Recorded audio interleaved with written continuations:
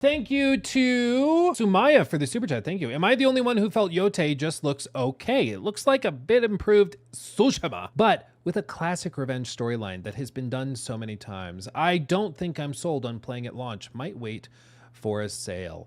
Ooh, Sumaya coming out swinging with the hot takes. Or is it hot? I don't know. Maybe it's a lukewarm take. Let's do a poll. You know what we do. You know how we do be doing. Let's do a poll. Is that fair? Cover our bases. Fire, good, meh, lame. I don't think anybody would say it looks bad. It might just be like underwhelming. I've heard a good number of people actually say it looks underwhelming, which is kind of surprising, honestly. I think it looks good, but I want it to be different, says Ian. I do think, you know, I'm interested in the fact that they've changed out, so there's a lot more weapons now. And it seems like the stance system has largely been swapped out to the weapon swap system, I guess. And that could end up being just fine, you know, covering distances differently based on whether you're using a spear or a heavy weapon versus just swapping stances or whatever. But it is different. I was surprised to see that. It's completely different weapons instead of just different stances. Because I feel like in the first game, it was really fluid to go from whatever it was, like water stance to stone stance or whatever. I don't remember the names. But to go from like grunt stance to big guy stance to the deflection parry stance, it was really fluid because it was just changing his posture and how he held the weapon. Now she just pulls like a gigantic spear out of her ass and is like, okay, I have this now. And then she pulls a gigantic sword out of her ass. Like, it's not that big of a deal, but I personally prefer the vibe of the first game when it was just like so smooth and silky, but we'll see. But honestly, I'm surprised even this, like 20% after 400, almost 450 votes, 20%, a solid fifth of you are saying, like a good third is up there. Okay, that's good. The meh votes are just Fortnite bros who don't play good games. It's possible. I can't say it's impossible. You never know. Graphics are same. Story is done. Naoe's story. Removed stances for weapons. Stupid change. Now I'm forced to use every weapon and can't make a dual katana build.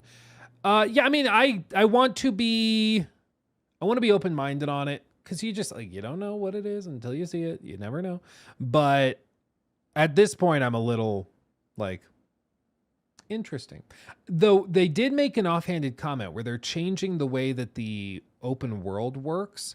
And it sounded to me an awful lot like they're shifting towards a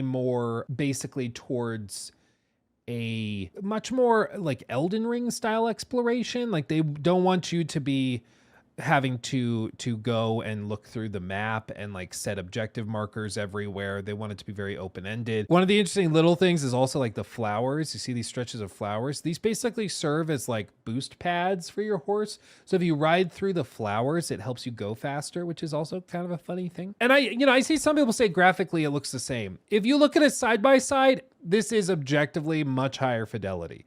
But I think what inevitably happens, it's the same thing that happened when those Death Stranding side-by-sides came out, where like in our mind, Death Stranding 1 still looks really, really good, right?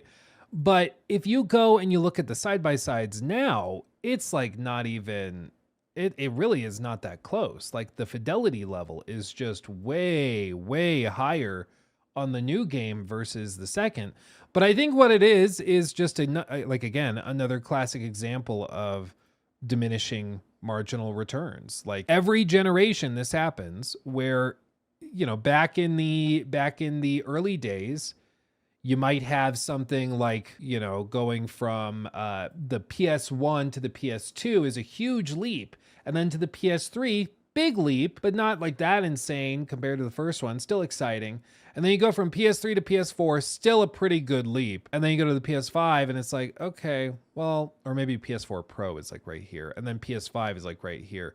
So the differences get significantly smaller. You know, the first time, huge leap, and then smaller leap, even smaller leap, even smaller leap.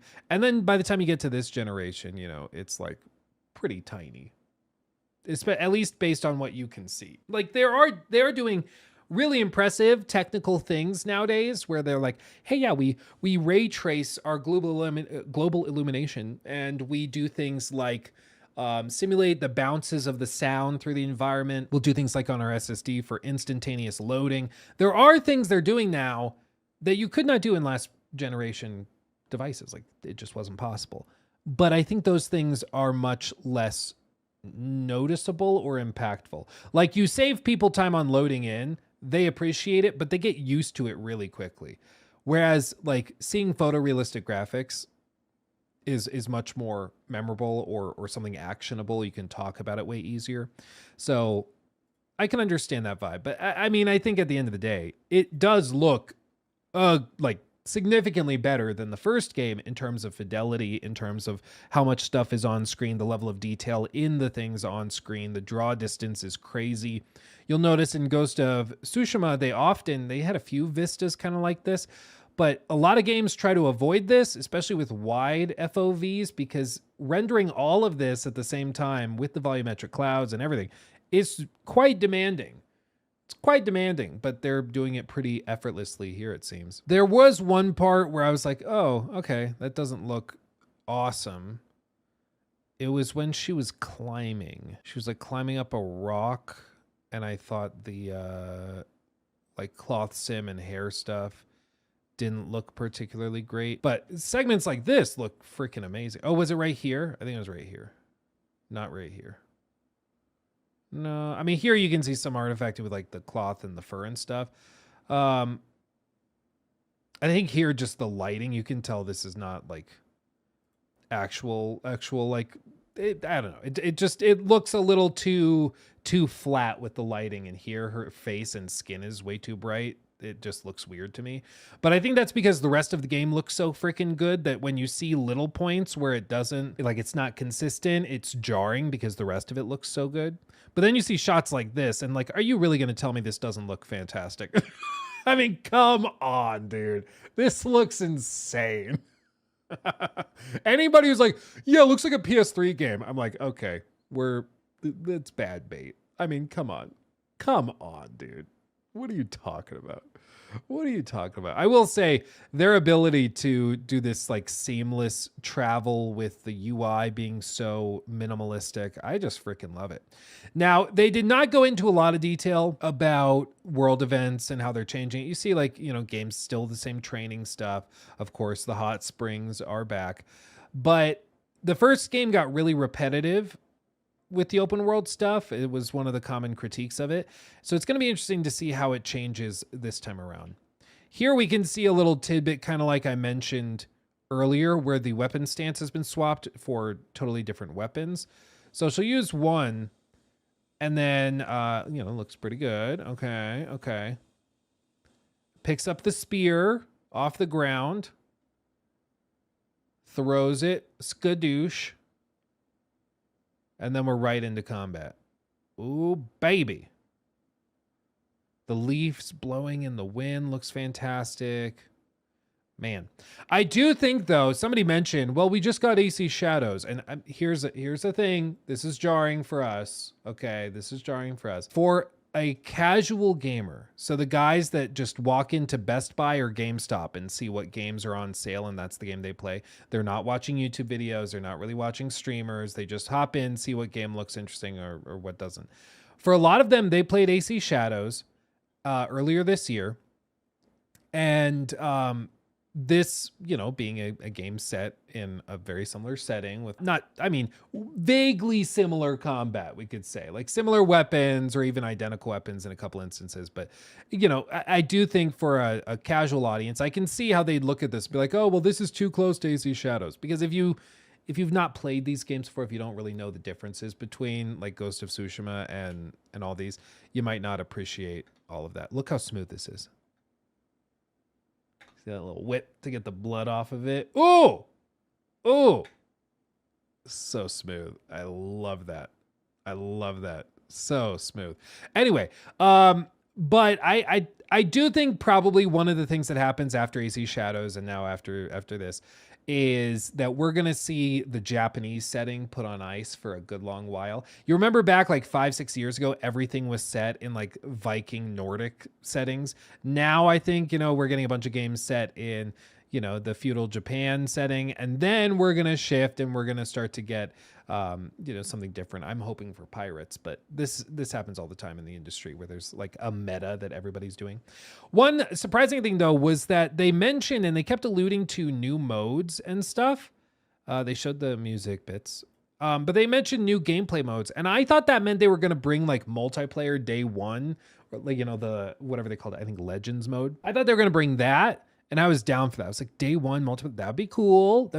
But no, what they mean is like the different graphical modes. So I think they probably could have been clear about that, or maybe I just was too hopeful. But they do have like a couple different modes. This one has a tighter FOV so that it's like a little more intense, higher blood effects are dealt out, so it's a little more gory. The other one, of course, is in the style of I forget the name of the director, but the old school black and white Kurosawa mode. Black and white film grain audio filter, and they increase the wind, so you get this cool blowing effect. It's similar to what they had in the last game too, but cool little filter, cool little alteration to the game if you want it. And then they also have the Watanabe mode, which offers lo-fi beats during exploration and combat, if you so desire, which is also interesting. Did not expect this, but still cool. I mean, come on, okay. Like again, anytime I see a shot like this, I'm like, are you really going to tell me that looks the same as the last game? Like, what are we doing? What are we doing? Come on, dude. Looks fantastic. Looks very, very good. Looks very good. I think this, I know some people are stoked for this, but I think this looks very stupid. The controller looks fine, but I'm sorry, the plates being the customizable thing, I miss the age of like the PS4 Pro collector's items, those where like they were all totally custom. It was not something you could just buy off of Etsy. Like it was an elaborate thing, and it was super, super cool. The controllers look cool. I like the controllers, but this whole thing the PS5 is done with like the plates where it's the same device. They just swap out the plates. Like, I don't know. It's so underwhelming to me. Plus, stands sold separately. You got to remember that. It's like $30. So I think like a lot of this, it does look very, very reminiscent of Ghost of Tsushima, which makes sense because this is a sequel technically. So like, yeah. Yes, it's going to look similar because it is the next game in that series. Like that's what they're doing. They're going to build upon what they did previously.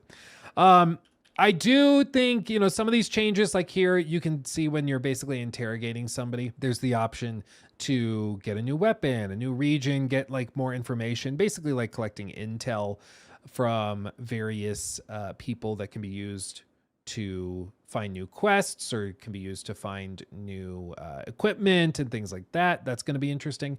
But again, they didn't go into too many specifics with how this will work. I get the feeling just based on this, so you can see growth, Wolfpack, map, gear, inventory settings. They are shifting away from how the last game worked in terms of exploration towards a much more open-ended style, which some people will love. I like this versus like the checklist kind of thing. Some people will probably hate it, just being real. Funnily enough, it's similar to what AC Shadows also did, where AC Shadows had the scout system. So you would go throughout the game and you'd collect these scouts that join you at your settlement and base. And then those scouts you can spend basically once per season. And those scouts will go and look in a certain area for a main story objective or for a point of interest or whatever it may be. And that was their way of trying to prevent you from just getting access to the whole map and then going and checking off the list of all of the question marks. Or in the case of like AC Valhalla, it was just a bunch of little dots and stuff scattered around the map.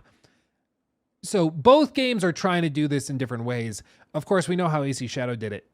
We don't really know how this is going to work in practice, but I'm intrigued at the very least. I'm excited to see what else they do with it.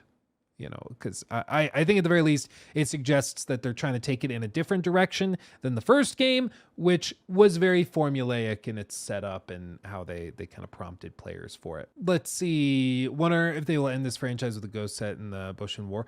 I wonder if they're going to do a third game right after this, or if they're going to go back and do something totally different. I don't know.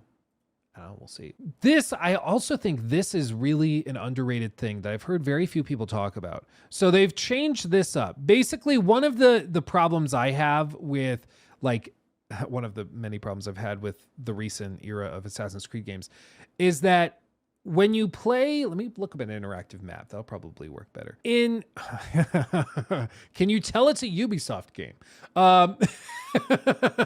In AC Valhalla, what happens in a lot of these games is like you'll be exploring, maybe you're down here in this lower peninsula, but they have it set up where your settlement and therefore a lot of the main cast of characters, a lot of the main story quests, a lot of that stuff goes back to your settlement. And your settlement is kind of the hub of operations. And they do that because you can customize it. You can place buildings, upgrade buildings, change the look of it, which allows them to sell skins for those things, like really useful that way. But, it's always bringing you back. It's always bringing you back. And I can see why they want to do that because they're like, oh, it's a hub. It's a place for you to come back to after exploration. And it's familiar, you know about it, and you can just kind of settle into it. I understand that.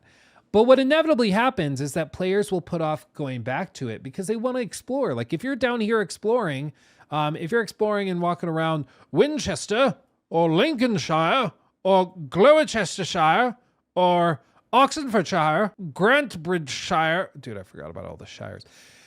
If you're exploring these areas, it's probably because you want to explore them. You want to find cool things. You want to see things you hadn't seen before. And so being pulled out of London to go all the way back up to Ravensthorpe is just it can be frustrating, or maybe not frustrating. It can just be disruptive, because instead of continuing to explore, maybe you're going through these trails and you're finding interesting things, you're finding all these little tidbits sprinkled about. And then after you get the ingot and after you go to the priory, you decide, oh, I want to start I need to talk to that one guy in my camp or one of my companions or allies. So then you have to load up, most likely, fast travel all the way back, talk to the guy, and then fast travel back over here, continue exploring and continuing over here. And then, oh, I need to go back there because I have to upgrade my weapons. And you go all the way back, you fast travel back, and you do the upgrades, and then you fast travel back over. And it's just disruptive, What they seem to be doing with Ghost of Yotei is that you're going to, I'm sure, still have places that you need to return to.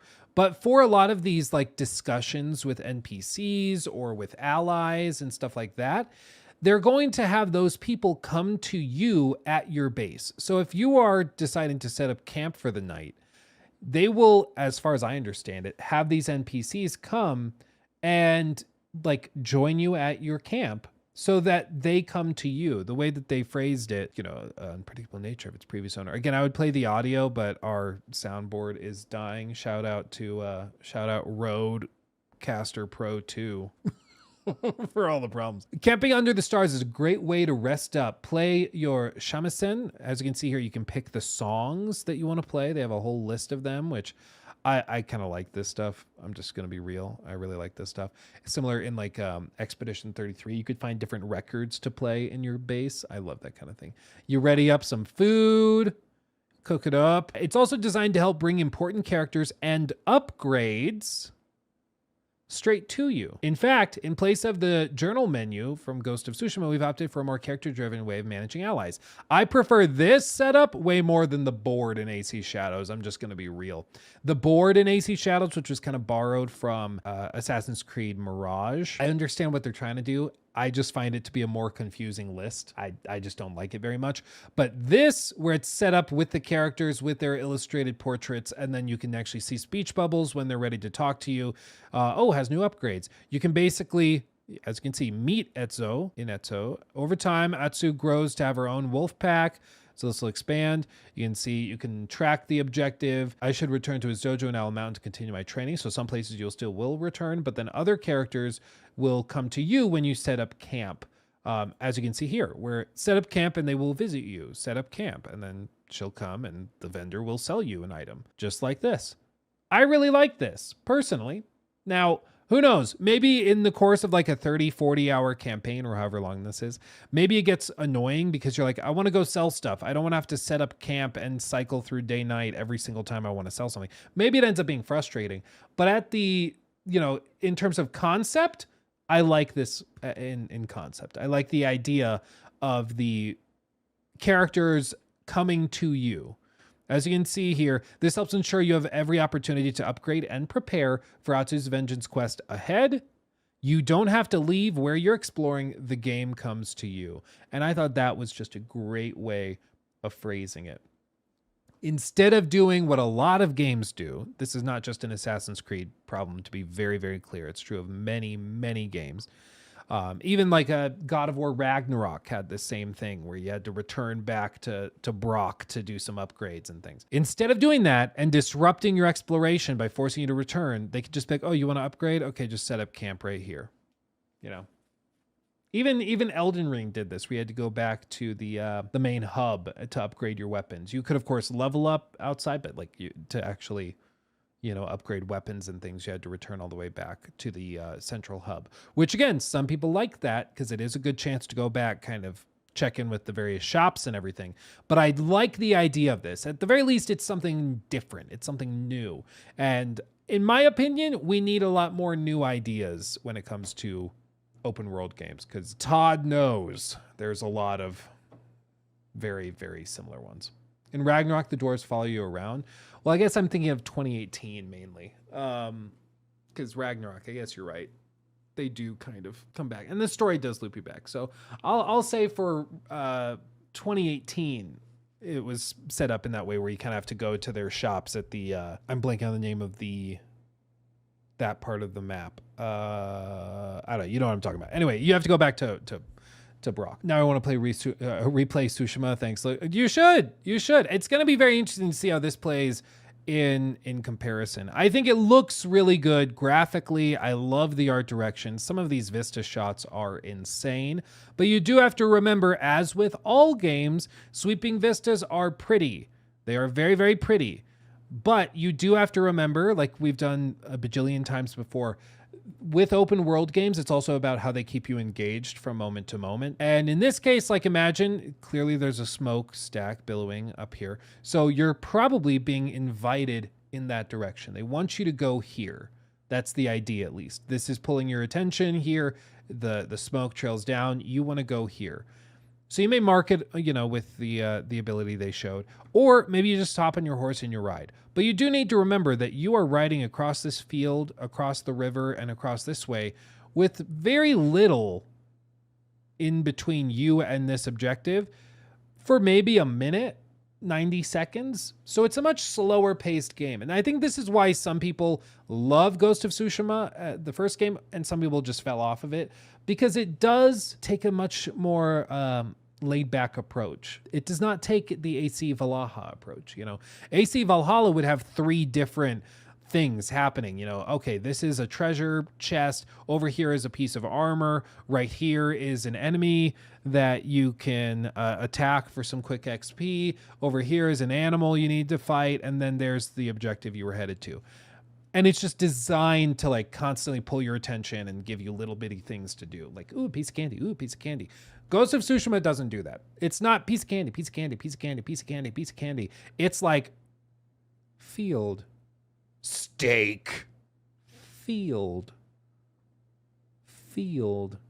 glass of wine. It's much different. And that's why some people love it.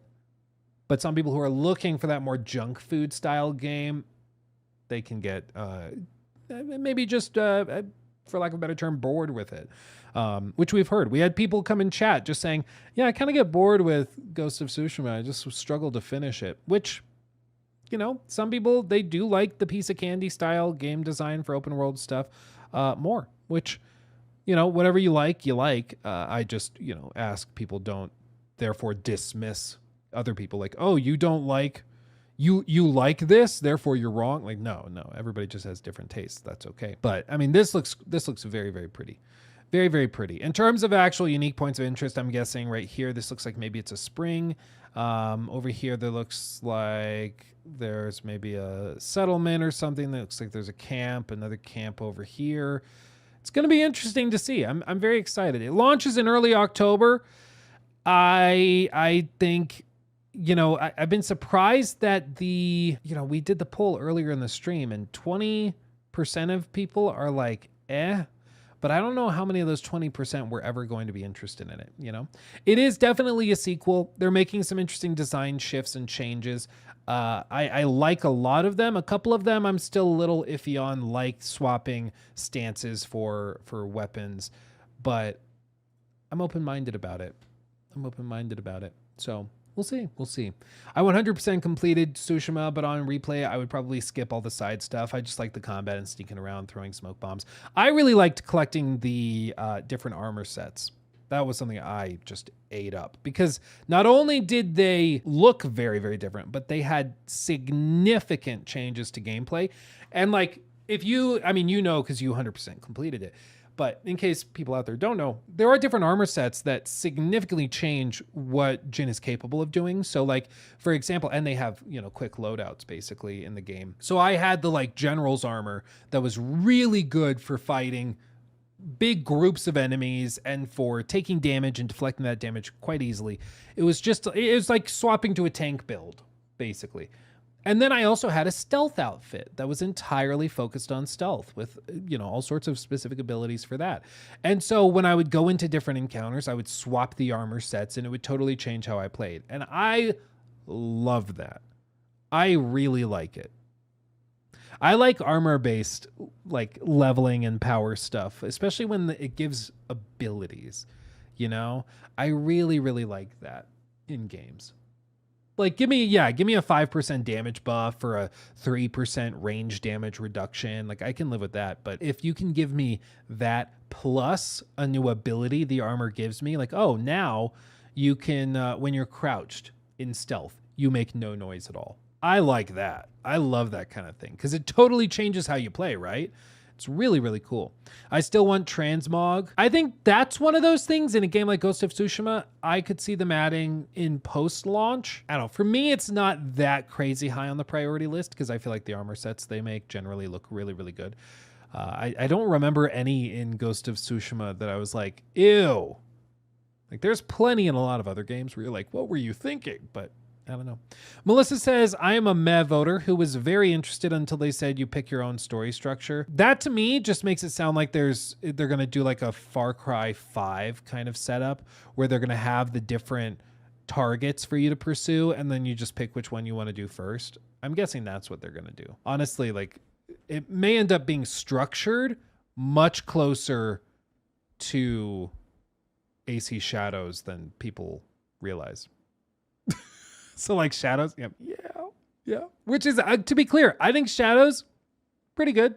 I don't think it's like a masterpiece or anything, but I think it is a step in the right direction. I think it's significantly better than Valhalla, in my humble opinion. But I think a lot of people, it's been kind of the interesting thing. Back when Tsushima launched, it was criticized by some as being too similar to Ubisoft games. They compared it to Far Cry, they compared it to Assassin's Creed, they compared it to a lot of like different games. But in the years since, it's like that part of the discussion kind of has been forgotten. And now it's seen as like the anti-Ubisoft game, which is a little funny because at the time of launch, it was compared directly to Ubisoft games. And they said, if you did it differently than Far Cry, it would be even better.